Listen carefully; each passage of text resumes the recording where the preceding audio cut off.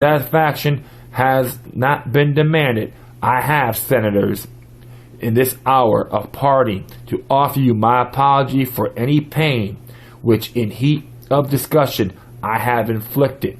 I go hence unencumbered of the remembrance of any injury received, and having discharged the duty of making the only reparation in my power for any injury offered. Mr. President and Senators, having made the announcement which the occasion seemed to be to me to require, it only remains to me to bid you a final adieu. That was from the Papers of Jefferson Davis, Volume 7, pages 18 to 23. Transcribed from the Congressional Globe, 36, Congress, second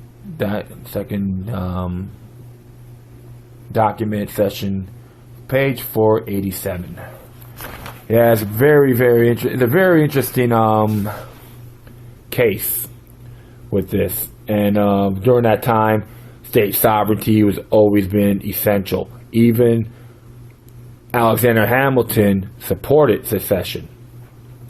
And it's really morose, because when he talks about the 3/5 with the slaves, it's the slaves, the servants. When they talk about 3/5, that's their rights and privileges, considered non-free persons, and free persons for everybody else, which was under Article 1, Section 2, and now that changed when the 14th Amendment got enacted, and Section 2 of that verse was documented in there. And like I say, I think I can recommend to everyone, really study the antebellum and of the war between the states, and during and after. It's a very complex topic. There's a lot of areas which the government schools don't want you to know. Everyone has entitled to really study this morose time, because we could all interact and spread that message with love and in good faith. And that's really all I have to say. Plus, one more thing too. I'll say this: if you want to watch movies, check out Gettysburg.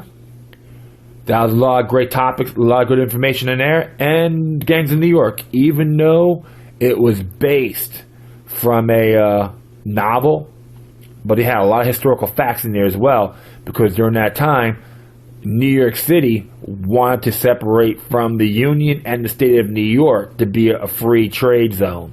There's a lot of interesting information about this troubled times. So I recommend that. Study it. Share it with everybody, including myself. All right? And I want to do one more note here. It was under the Chicagoist. It's in reference to the NATO 3. And the 3 of the charges against them dropped. And this was from the Chicagoist, 15th to be exact. Yeah, a couple days ago.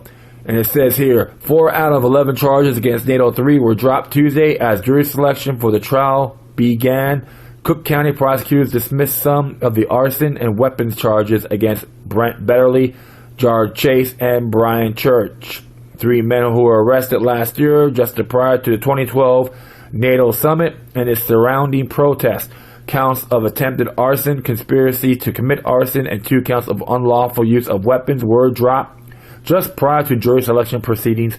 No formal explanation was given, but an unnamed source told Sun-Times charges against the 3 men were dismissed to simply matters for jurors when opening statements begin next week.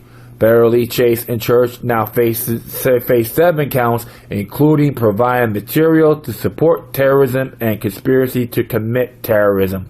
Opening statements are scheduled for January 21st.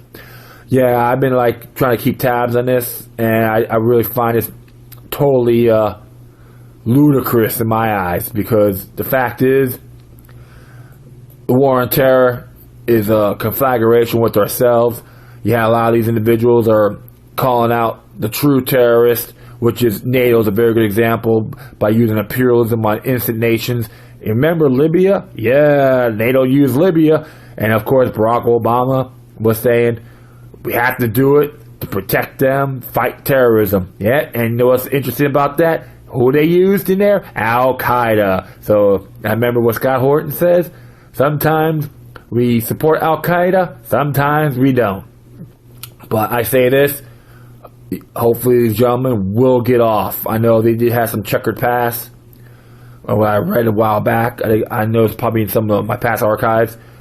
But when they try to do something that's right, and they want to call them terrorists, you know what? I'm not buying the hype. People in Chicago, the prosecutors, they better back up their claim, because some of the laws they have in there does violate Illinois state constitution as well. All right, my friends, it's time for me to go. And thanks for listening. And remember, as always, demoniac resistance is healthy for the soul and can liberate society. Till next time, take care of yourselves, keep on spreading the love, and may your guardian spirits be with you.